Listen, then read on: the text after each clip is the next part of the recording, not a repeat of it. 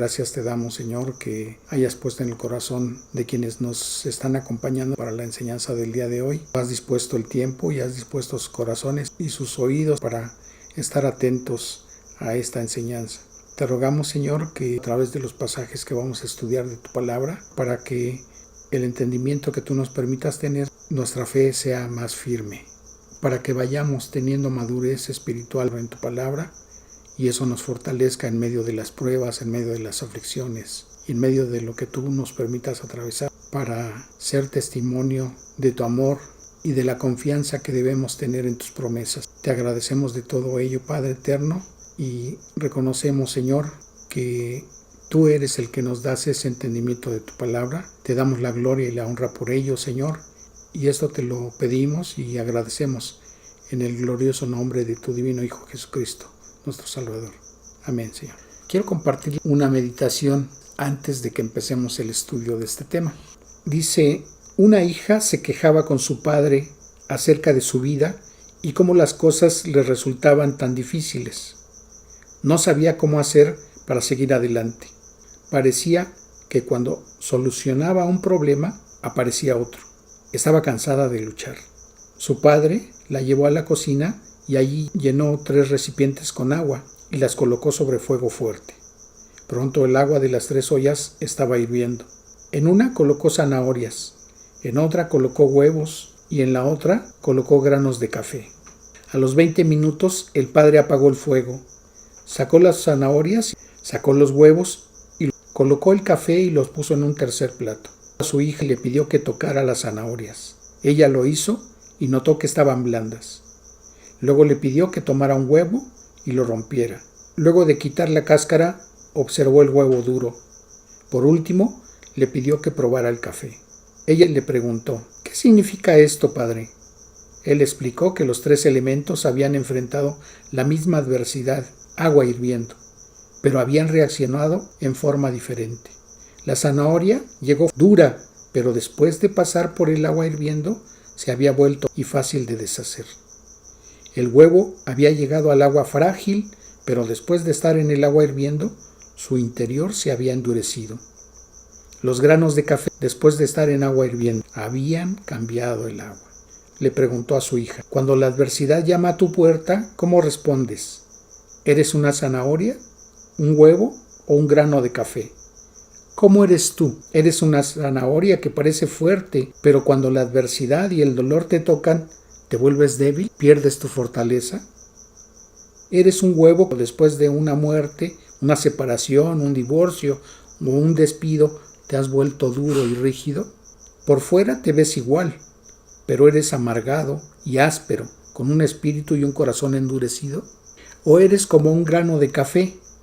El café cambia al agua hirviente.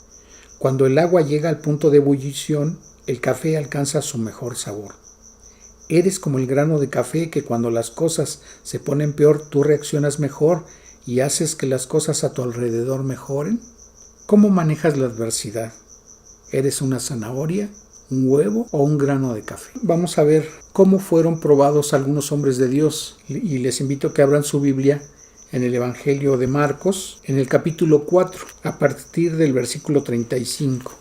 Dice la palabra: aquel día, cuando llegó la noche, les dijo el Señor Jesucristo a sus discípulos: pasemos al otro lado.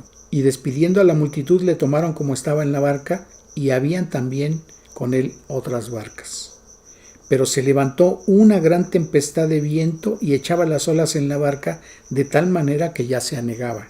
Y él estaba en la popa durmiendo sobre un cabezal, y le despertaron y le dijeron: Maestro, ¿no tienes cuidado que perecemos? Y levantándose reprendió al viento y dijo al mar: calla, enmudece. Y cesó el viento y se hizo grande bonanza. Y les dijo: ¿por qué estáis amedrentados? ¿Cómo? ¿No tenéis fe?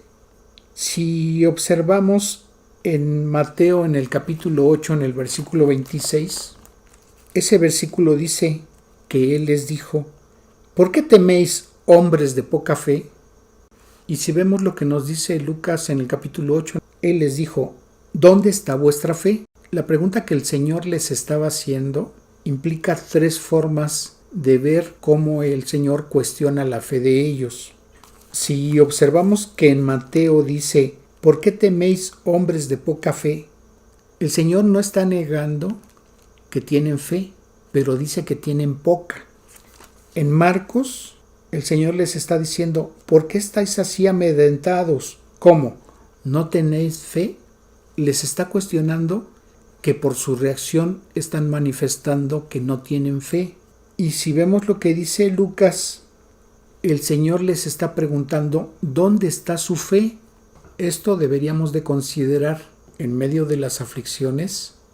Si nosotros estamos con dudas, si nosotros estamos temerosos, si nosotros estamos angustiados por la aflicción que nos están causando las pruebas o las circunstancias adversas que estemos atravesando en un momento dado, quizá el Señor nos estaría preguntando esto.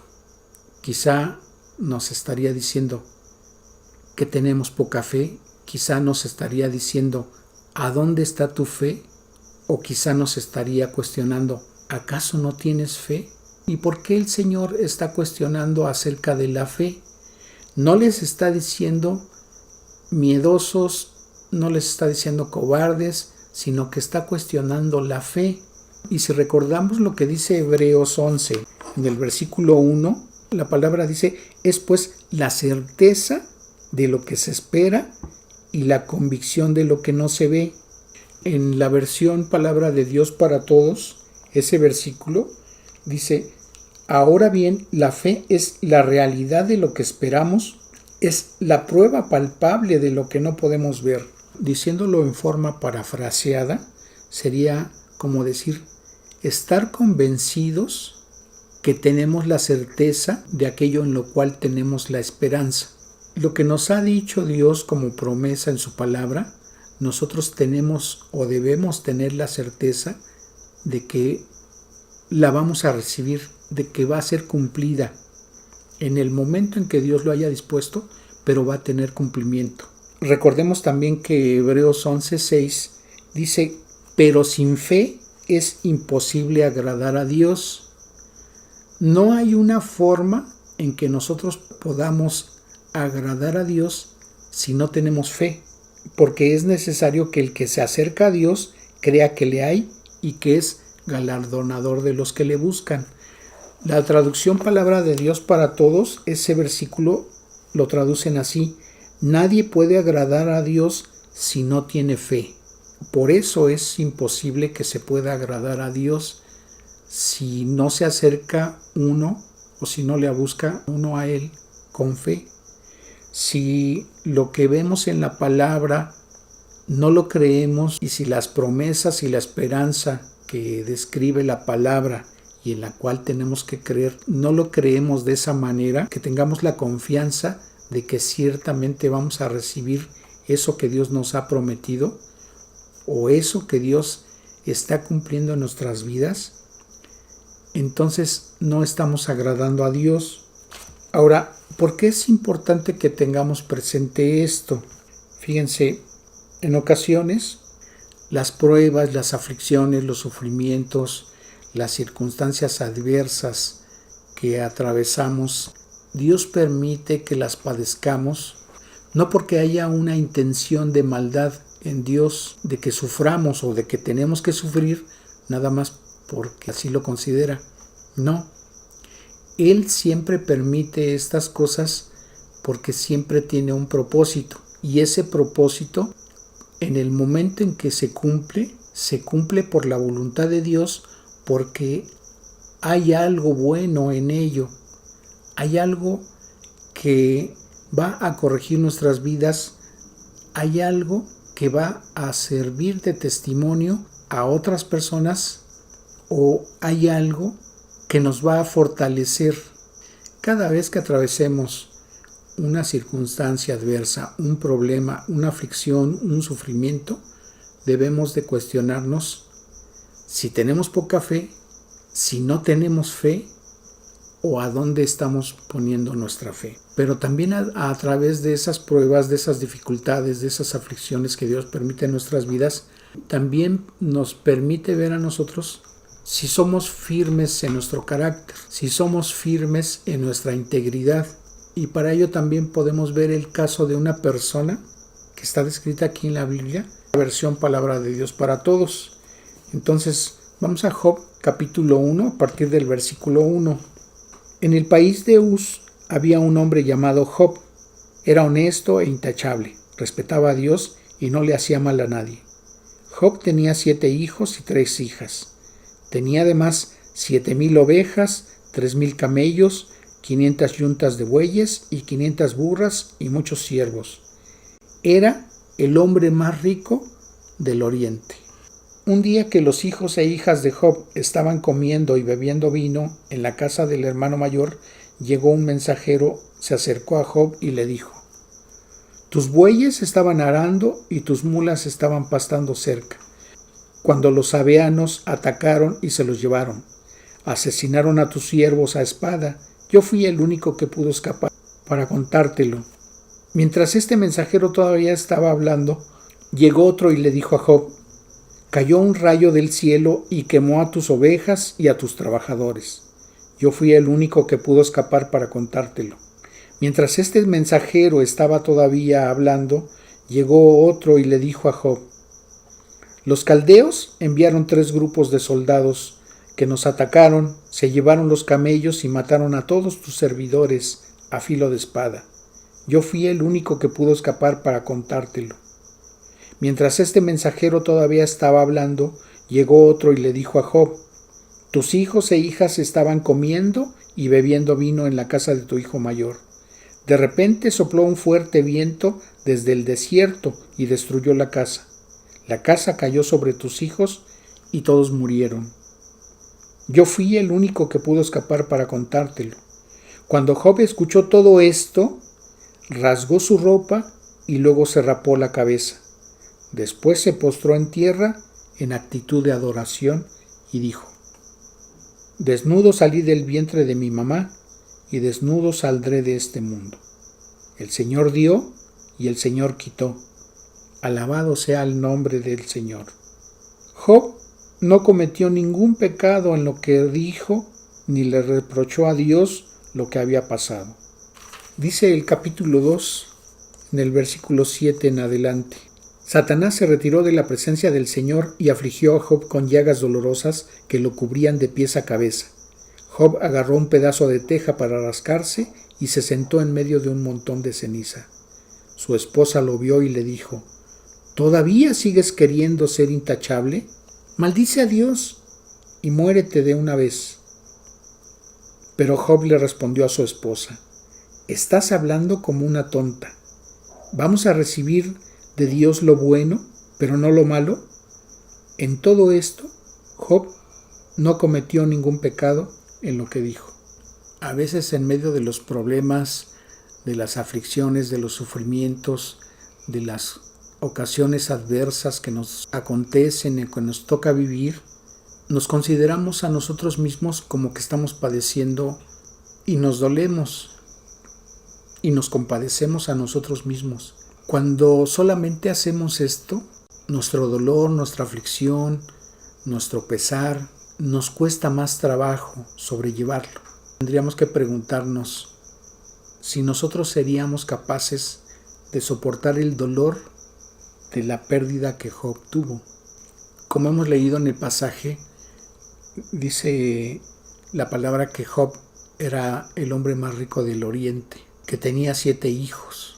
Y es curioso la manera en que él es enterado de lo que acontece. Sus bienes que conformaban su riqueza le fueron robados. La mayoría de sus siervos fueron matados. Y el verse en un momento dado con la pérdida de la riqueza que poseía, probablemente le hubiera llevado a meditar de qué manera saldría adelante. Pues ya no iba a contar con los bienes que le servían para llevar la vida que él tenía. Pero además dice la palabra que él era una persona intachable y que era temeroso de Dios. Probablemente también tenía estima por sus trabajadores. Y ahora que ya no poseía bienes, ¿de qué manera podría ayudar a las familias de esos trabajadores? Pero sus males no acaban ahí, pues enseguida le comunican que sus hijos, todos sus hijos, también habían muerto. A veces decimos que los problemas nos llegan uno tras otro, pero imagínense la situación que él estaba atravesando.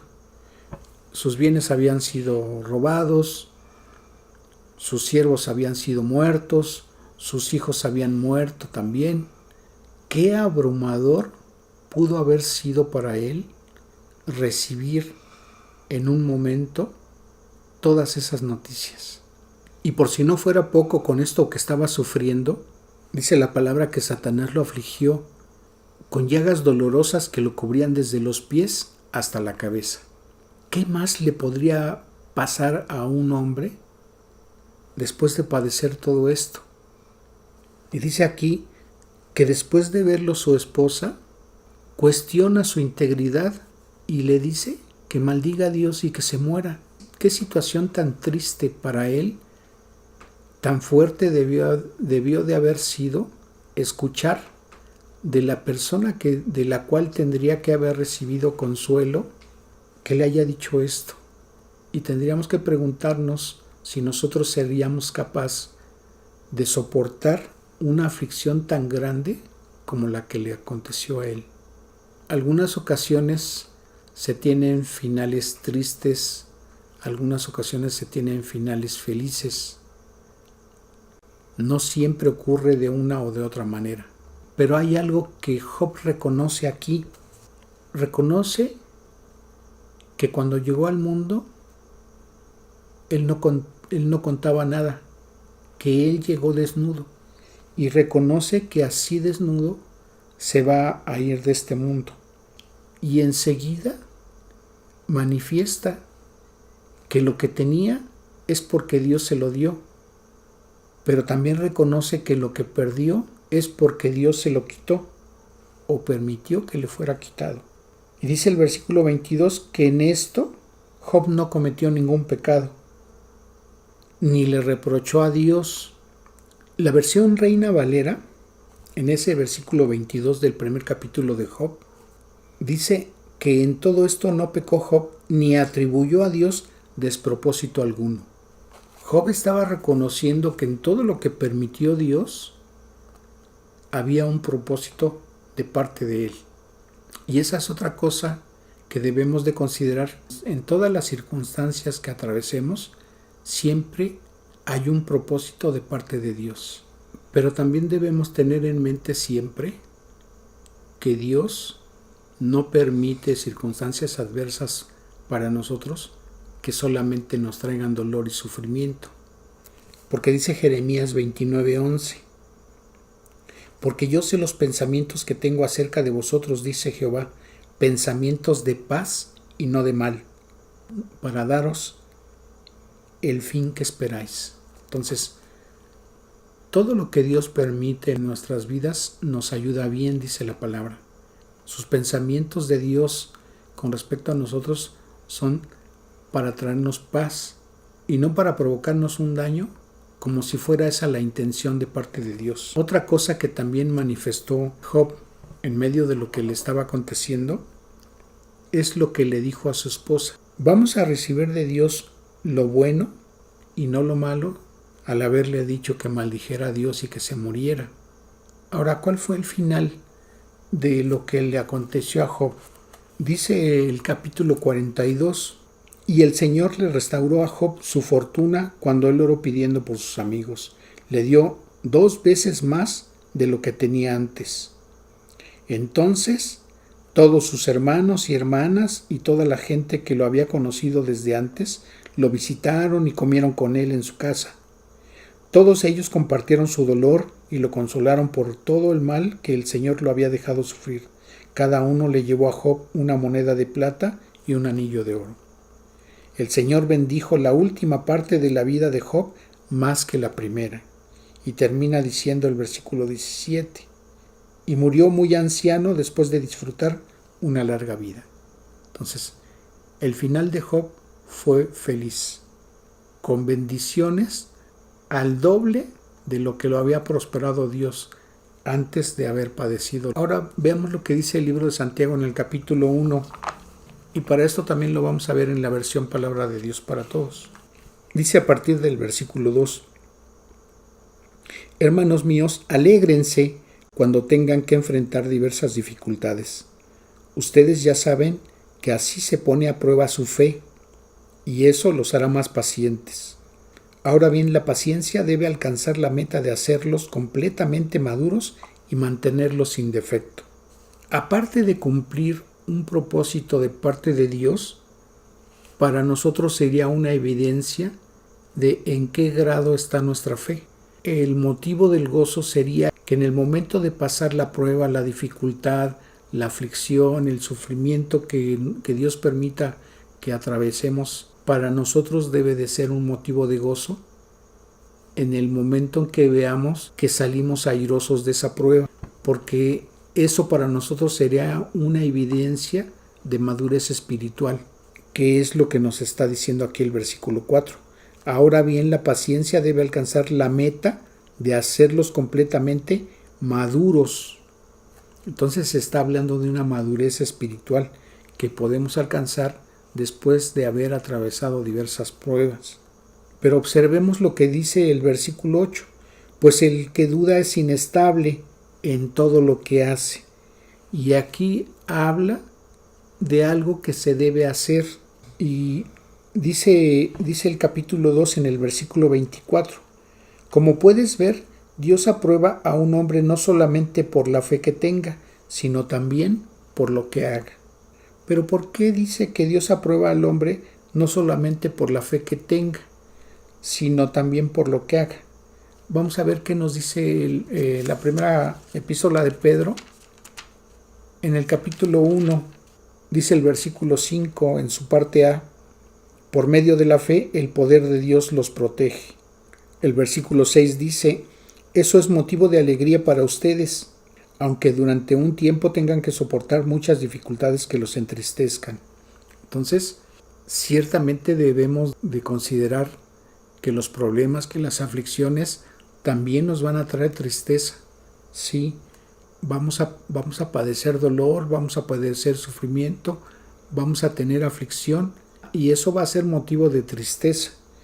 Pero fíjense, dice el versículo 7, tales dificultades serán una gran prueba de su fe y se pueden comparar con el fuego que prueba la pureza del oro. Pero su fe es más valiosa que el oro, porque el oro no dura para siempre. En cambio, la fe que sale aprobada de la prueba dará alabanza, gloria y honor a Jesucristo cuando Él regrese. Entonces, aquí nos habla de alabanza, de gloria y de honor. Algo que acontece en medio de las pruebas, de las aflicciones, ciertamente nos producen tristeza. Y en medio de esa tristeza se ve afectada la comunión que se tiene con Dios, sobre todo si se trata de situaciones en las que se ha perdido la salud. Alguien postrado en cama, se hace a un lado la oración, se hace a un lado la alabanza, se hace a un lado la meditación en la palabra de Dios. Y eso nos ha llegado a ocurrir a muchos, sobre todo en nuestra niñez espiritual.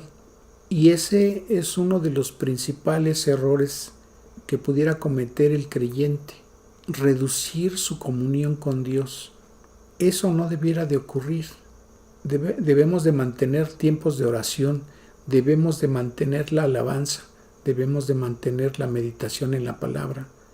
Ciertamente, la afección en la salud del creyente pudiera impedirle que físicamente haga esto, pero se le puede pedir a la persona que esté al cuidado de él, de ella, que le ponga alabanzas, que le lea la palabra, que ore por él, o el creyente puede orar o puede meditar en la palabra. Pero si el creyente no tiene el hábito de estudiar la palabra de Dios, si no tiene el hábito de memorizar algún versículo que considere relevante, entonces eso no va a suceder.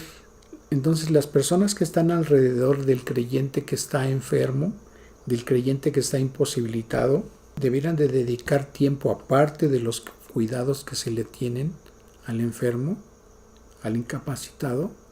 de acercarle alabanzas, de leer la palabra, de meditar en los pasajes que le lean y también hacer tiempos de oración, porque eso también va a ocupar la mente del enfermo, va a ocupar la mente del que esté teniendo problemas que le causen angustia, que le causen desesperación, que le causen temor, precisamente para que estos temores, estas preocupaciones, estas angustias se hagan a un lado de su mente y de su corazón, porque esto va a ayudar a su fe a mantenerse firme mientras dure este tiempo de prueba, mientras dure este tiempo de aflicción, mientras dure este tiempo que le pueda estar causando tristeza.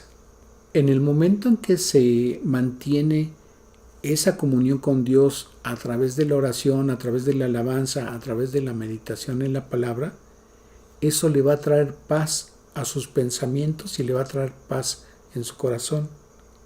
Entonces va a ser para él menos doloroso, menos triste y menos angustioso el tiempo que dure esa prueba, esa aflicción, esa circunstancia adversa.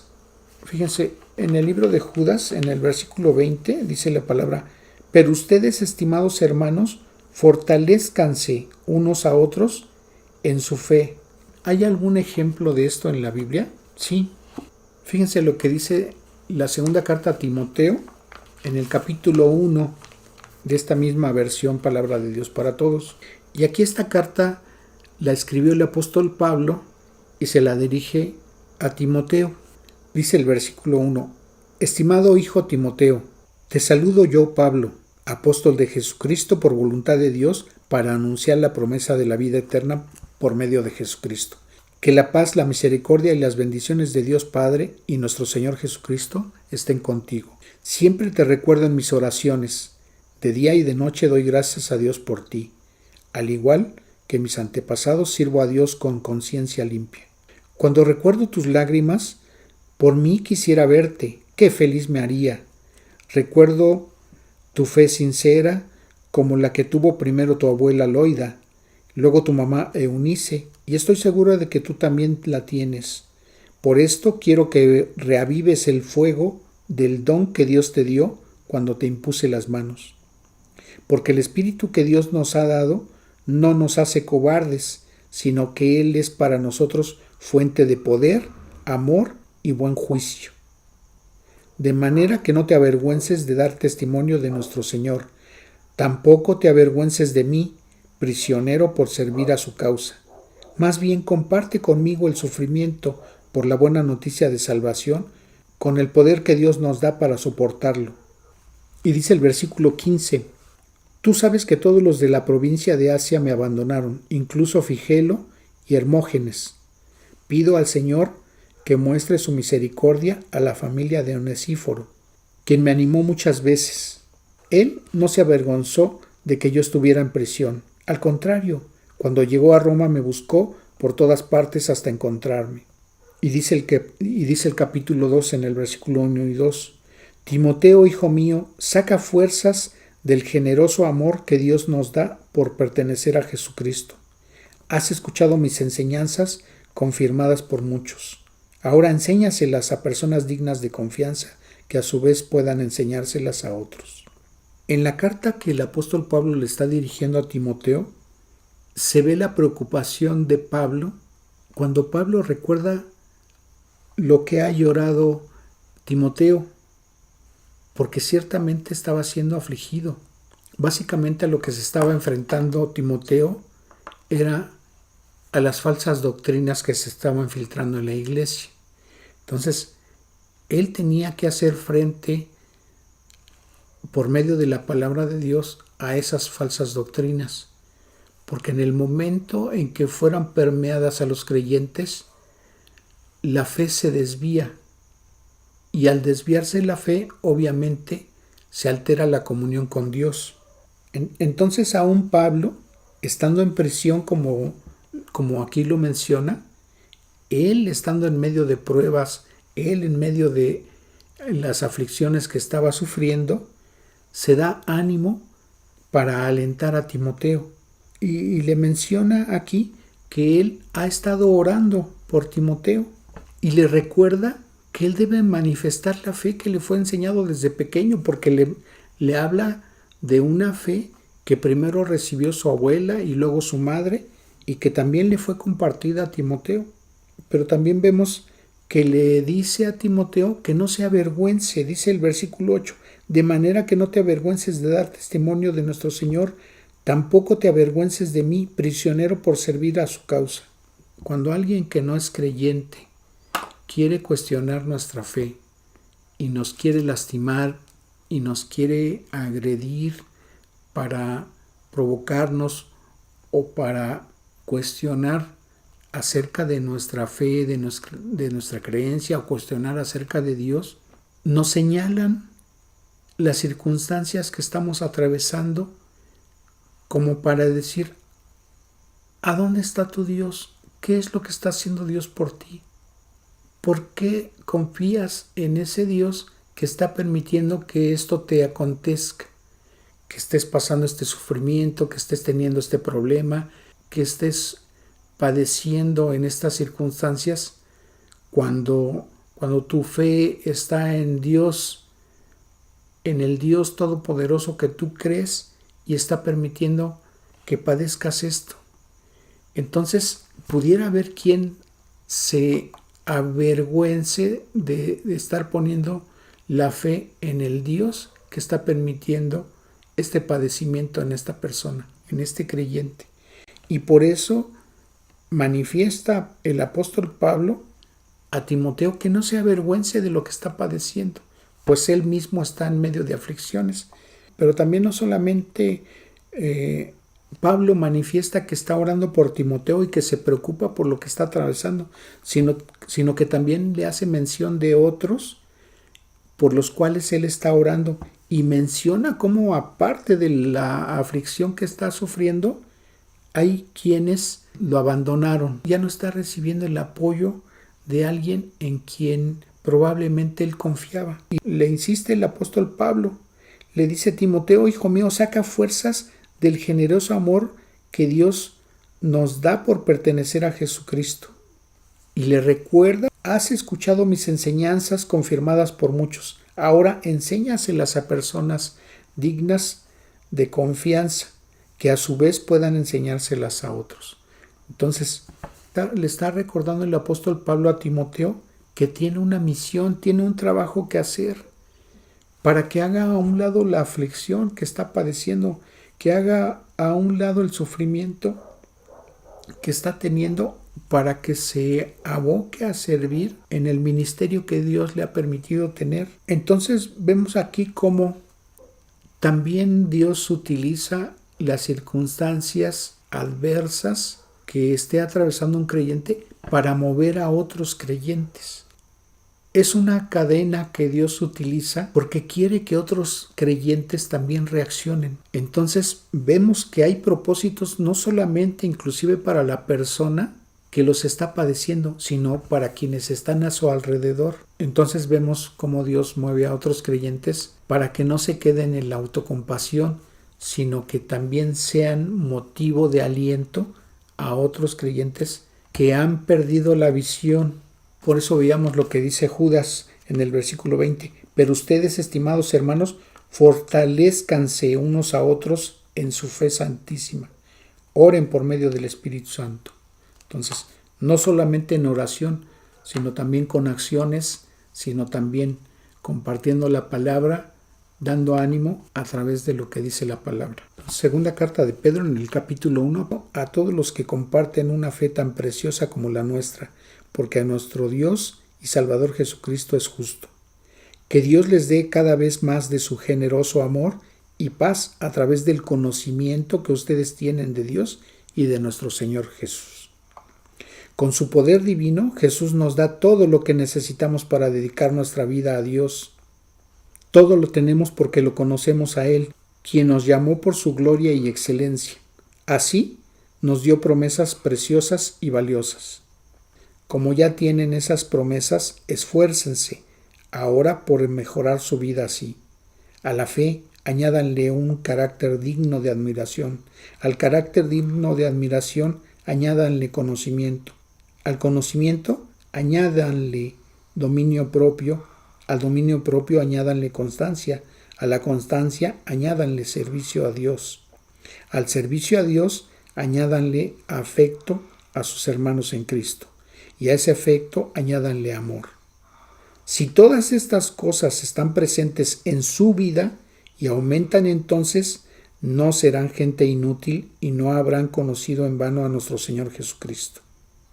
¿Y por qué este pasaje habla de fe, habla de carácter, habla de conocimiento, habla de dominio propio, habla de servicio a Dios y de afecto y amor a los hermanos?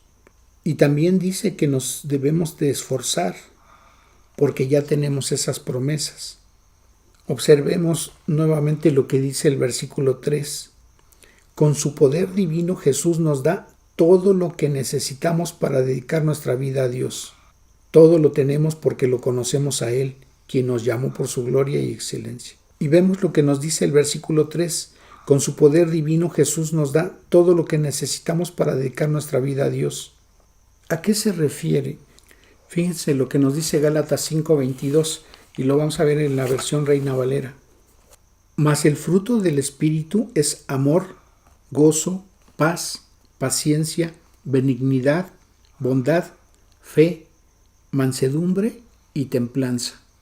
Y esto es algo que recibimos en el momento en que creímos el Evangelio y en el momento en que Dios nos ha sellado con su Espíritu Santo. Él nos ha dotado de todo ello. Es el fruto del Espíritu que se debe de manifestar en cada creyente. Pero cada uno de esos aspectos lo tenemos que ejercitar. Eso nos va a llevar a ser fortalecidos en la fe. Porque como habíamos visto en lo que manifiesta Pablo en esa carta a Timoteo, Pablo está manifestando amor, está manifestando gozo, está manifestando paz. A pesar de tener aflicciones, él tenía paz y él tenía una paciencia al grado de que, habla de que ya lo abandonaron y lejos de amargarse, lejos de angustiarse, él manifiesta benignidad, manifiesta bondad y su fe se mantiene firme. En ese sentido, él también manifiesta mansedumbre y manifiesta una templanza que lo mantiene sirviendo a Dios aún en medio de esas circunstancias. Entonces, como hemos visto a través de los pasajes que leímos, mantengamos nuestra fe en medio de las circunstancias adversas. No nos olvidemos de orar, no nos olvidemos de tener alabanza a Dios, no nos olvidemos de meditar en su palabra, porque eso nos va a mantener firmes en la fe, nos va a mantener firmes en la esperanza que tenemos de salir avantes en medio de esas circunstancias. Cuando vayamos ejercitando esto cada vez que tenemos un problema, cada vez que tenemos una aflicción, cada vez que tenemos una circunstancia dolorosa para nosotros, entonces, lejos de estarnos autocompadeciendo, vamos a ser instrumentos útiles en manos de Dios para testimonio, para fortalecer a otros, para ser consolados y para dar consolación a otros. Dios va a obrar en la vida de otros alrededor de nosotros. Y entonces vamos a poder apreciar de qué manera Dios está obrando en nuestras vidas y alrededor de nosotros. Vamos a ver de manera manifiesta su amor, su misericordia y su bondad, y eso nos va a traer paz en medio de las situaciones que estemos atravesando, de las circunstancias que de otra manera nosotros veríamos solamente como un mal que nos está aconteciendo. Y lejos de reprocharle cosas a Dios por eso que estemos viviendo, le vamos a dar la gloria, le vamos a dar la honra, lo vamos a alabar y vamos a agradecer que Dios está manifestando su amor, que Dios nos está brindando consuelo, que Dios nos está abriendo puertas y que Dios nos está sujetando de su mano poderosa para salir victoriosos de esa prueba, de esa aflicción, de ese dolor, de esas circunstancias adversas, sean de trabajo, sean circunstancias económicas, sean circunstancias familiares, sean circunstancias del tipo que te estén afectando. Vamos a ver cómo Dios obra en nuestras vidas y eso nos va a sacar adelante y eso va a ser motivo de que otros creyentes sean también animados y sean movidos a seguir ese ejemplo que vemos principalmente en Pablo a través de sus cartas. Vamos a ver entonces que no nos va a ser tan difícil pasar esas aflicciones, esos tiempos de prueba, porque debemos estar conscientes, como dijo el Señor Jesucristo, que en el mundo vamos a tener aflicción. Y debemos de considerar que cada tiempo que tengamos de aflicción, de problemas, de circunstancias que a nosotros nos causen tristezas, debemos considerar siempre, como lo dice la misma palabra, que eso es temporal, que en el momento en que dejemos de existir para este mundo, cuando nos encontremos en la presencia de Dios, vamos a gozar de una eternidad de paz y de gozo, a donde ya no exista la muerte, a donde ya no exista el sufrimiento, a donde ya no exista el mal, porque esa es una promesa que Dios nos da en su palabra y que la vamos a ver cumplida. Así que, hermano, si hoy estás atravesando algo que está afligiendo tu vida, considera esto que hoy se ha compartido de su palabra y que Dios te lo está dirigiendo hoy a ti. Y si no es tu caso, considéralo, porque probablemente más adelante te toque a ti vivir alguna prueba. Ánimo, hermano. Vamos a terminar este tiempo agradeciéndole a Dios. Padre eterno, Señor, gracias te damos por habernos permitido este acercamiento a tu palabra. Te agradecemos, Señor, porque en estos tiempos es más frecuente que vivamos tiempos de angustia, de sufrimiento, de dolor, de aflicción, y todo eso nos causa tristeza. Señor, ayúdanos a tener presente tu palabra. Muévenos, Señor, a que nos fortalezcamos unos a otros a través de tu palabra, a través de la oración, a través de las alabanzas. Señor, que no dejemos de meditar en tu palabra.